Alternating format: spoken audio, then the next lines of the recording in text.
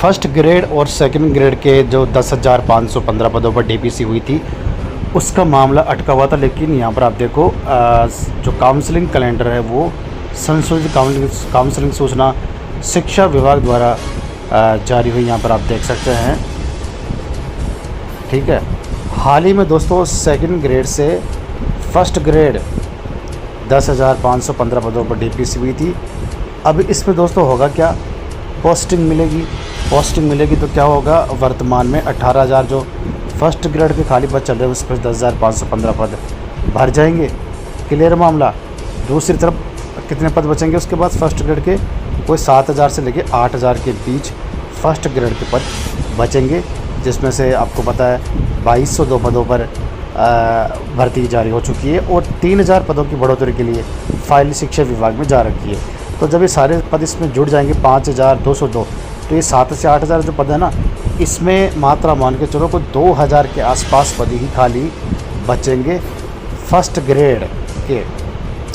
Clear है। Second grade की बात करें तो सेकंड ग्रेड के पदों में काफ़ी बढ़ोतरी होगी, कोई 50,000 प्लस पदों की संख्या सेकंड ग्रेड की हो जाएगी। दोस्तों 50,000 इसलिए हो जाएगी क्योंकि वर्तमान में प्रारंभिक शिक्षा के पदों की बढ़ोतरी हुई है सेकंड ग्रेड में 11,000 पदों की, तो 50,000 प्लस सेकंड ग्रेड के पद हो जाएंगे।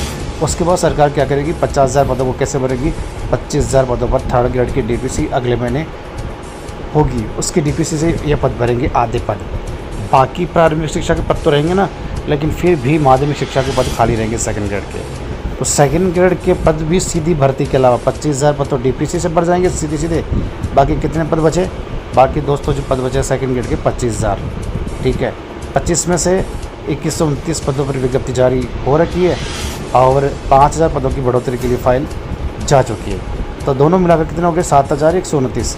तो इसमें आप 7,129 माइनस कर दो, कितने पद बचता है, 18,000 के आसपास, 17 से 18,000 पद बचते हैं।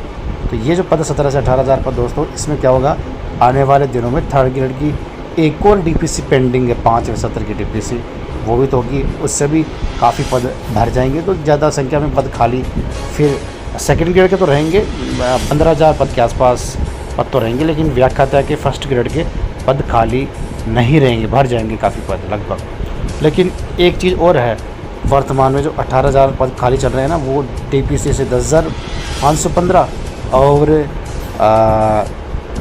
5200 सीधी भर्ती के माध्यम से भरे जा रहे हैं। तो टोटल कितना हो गया आंकड़ा, टोटल आप मान के चलो दोस्तों, आंकड़ा होता है करीब 16,000 के आसपास। 16,000 पद तो ऐसे ही भर जाएंगे फर्स्ट ग्रेड के।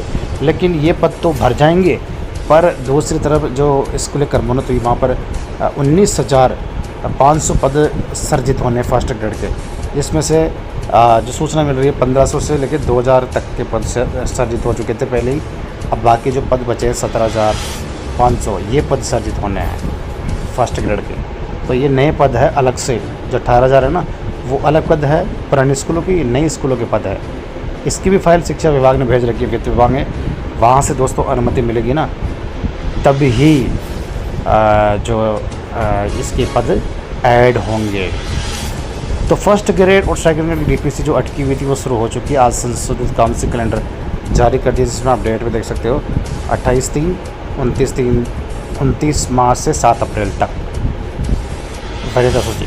या देखो कुछ पदों फर्स्ट ग्रेड द्वारा पूर्व काउंसलिंग प्रक्रिया 6/2/2025 से प्रारंभ में पदों के विकल्प भरे जा चुके थे। उपरोक्त विकल्प तकनीकी कारणों से अनुपलब्ध होने के कारण उक्त प्रक्रिया को शून्य मानते हुए समस्त पदोन्नत फर्स्ट ग्रेड को नवीन काउंसलिंग प्रक्रिया में अनिवार्य रूप से भाग लेना होगा। तो ये संपूर्ण वापस होगी।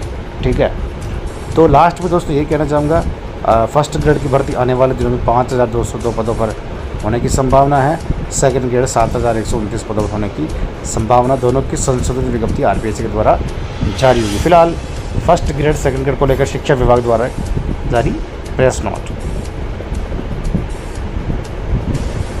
यहाँ पर आप देख सकते हैं। तो यहाँ पर दोस्तों आप देख सकते हैं आरपीएससी ने काफ़ी प्रेस नोट आज की तारीख में जारी किए हैं। तो आगे बढ़ने से पहले दोस्तों आप नारायण एजुकेशन यूट्यूब चैनल के साथ जुड़ सकते हैं, चैनल को सब्सक्राइब कर सकते हैं, शेयर भी कर सकते हैं। तो आरपीएससी की ऑफिशियल वेबसाइट है, जिसमें आप देख सकते हैं pickup list against NJR candidates for assistant town planner exam 2022। एक कैंडिडेट इसमें उनका रोल नंबर है। बाकी यहाँ पर देखो आरपीएससी ने एक और प्रेस नोट जारी किया है। इसके अलावा सिलेबस आज आरपीएससी ने जो सबसे महत्वपूर्ण चीज़ जारी की है वो असिस्टेंट प्रोफेसर कॉलेज व्याख्याता भर्ती। अभ्यर्थियों को सूचित किया जाता है कि आयोग द्वारा आयोजित की जाने वाली सहायक आचार्य कॉलेज व्याख्याता भर्ती 2024 का पाठ्यक्रम आयोग की वेबसाइट पर प्रसारित कर दिया गया है। सिलेबस जारी कर दिया है आने वाली कॉलेज व्याख्याता भर्ती का आरपीएससी ने, जिसमें आप सब्जेक्ट वाइज देख सकते हैं दोस्तों। जिसमें आप देखो syllabus for assistant professor college education general studies of Rajasthan paper 3 है। इसके अलावा मुझे सितार पेपर 2, मुझे सितार पेपर 1 है।